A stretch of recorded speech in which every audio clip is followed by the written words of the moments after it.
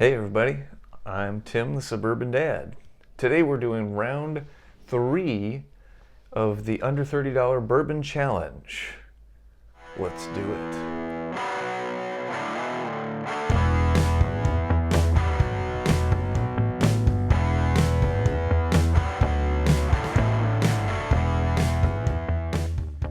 Today we've got Larceny and David Nicholson 1843. So Larceny is pretty well known. Again, I've got my cute little 50 ml bottle. When I'm super famous and sponsored and everything, I'll get all the big bottles for these sort of challenges. But for now, this is what we're doing. So I've got Larceny, which comes in at 92 proof. Larceny is from Heaven Hill Distillery. David Nicholson 1843. This one, I guarantee not as many people have heard about this one as Larceny. Larceny is around, I've seen it anywhere from like 22 to 25 bucks, somewhere in there, pretty cheap. David Nicholson, about the same price range, like $23, $26, somewhere in there.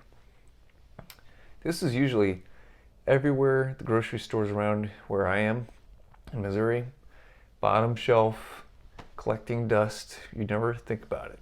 But it actually won, I forget if it was gold or double gold award several years ago in a whiskey competition. It's actually really good stuff.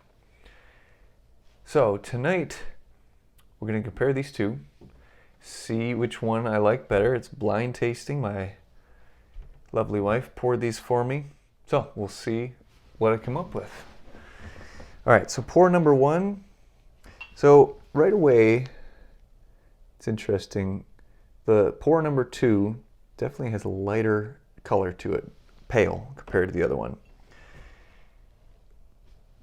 I'm not going to try and guess just by that, but I have my suspicions. But anyways, so the David Nicholson 1843, this one is from Lux Row Distillery. This one is 100 proof. So it's honestly a really great buy for the punch that it packs. All right, so let's dive in. Pour number one, a little darker on the color. Very sweet on the nose. A lot of sweet. Some ethanol burn. A little hint of spice, baking spices.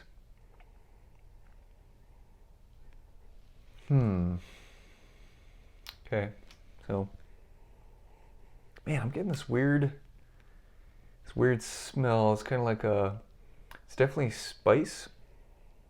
This is gonna sound really weird.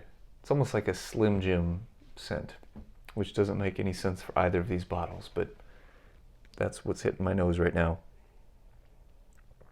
A little bit of fruitiness, sweet.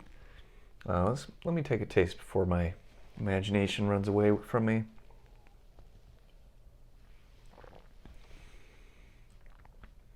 Yeah, so the fruit carries over.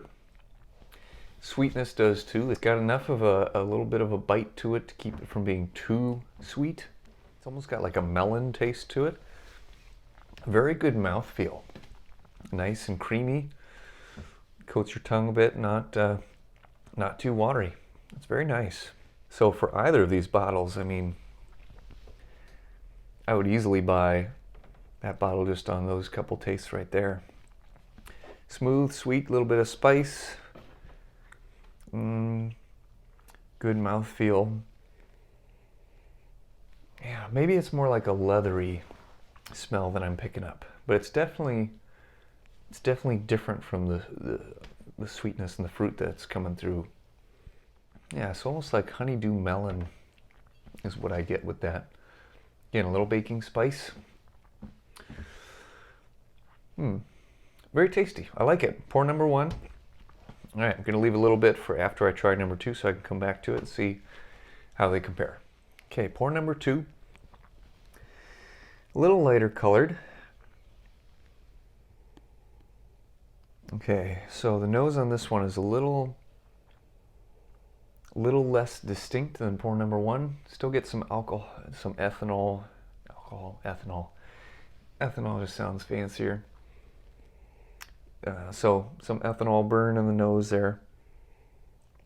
Again, not too surprising. These are both under $25 bottles, so it's not going to be earth-shatteringly amazing, okay? Man, it's tough to pull much out of this one as far as the nose. Maybe a little bit of fruit or sweetness. Man, I'm just going to have to take a taste because the nose isn't giving me a whole lot here.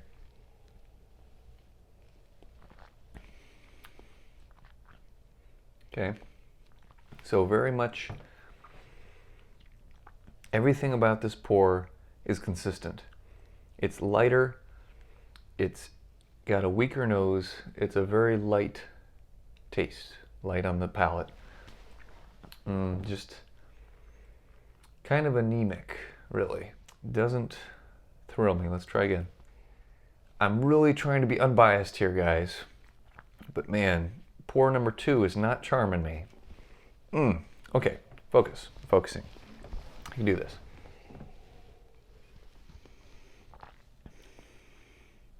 Maybe a little bit of caramel. Can you see by my face how excited I am about this? Really not loving it.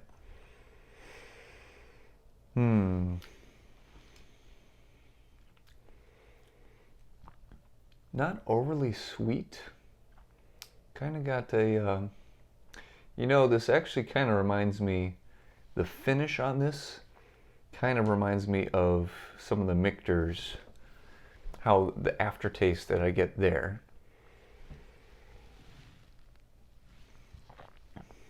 It's actually fairly creamy. It's got a decent mouthfeel, so it's not, it's thinner, but it's not super watery, all right? Which, again, neither of these is really low proof. This one's 92 proof, which 90 is about my cutoff to where I really enjoy a bottle. Pour number 2, weak, pretty weak. Okay, back to pour number 1. Yeah, much more distinguishable on the nose. Sweet, fruit. That's really the main thing that comes through on the nose. Not getting as much, there's still a little bit of leather in there, all right? A little bit. Yeah, so much better. This one, I'm not even going to try and be subtle about it, guys. Pour number 1 wins, easily. This is a pretty easy one. It's just fuller.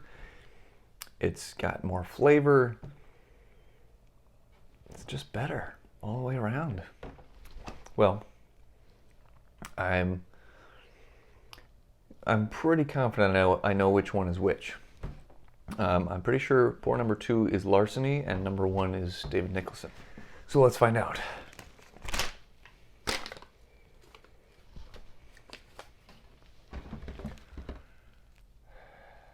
Guys, I think my whole life is a lie. Number 1 is Larceny and number 2 is David Nicholson.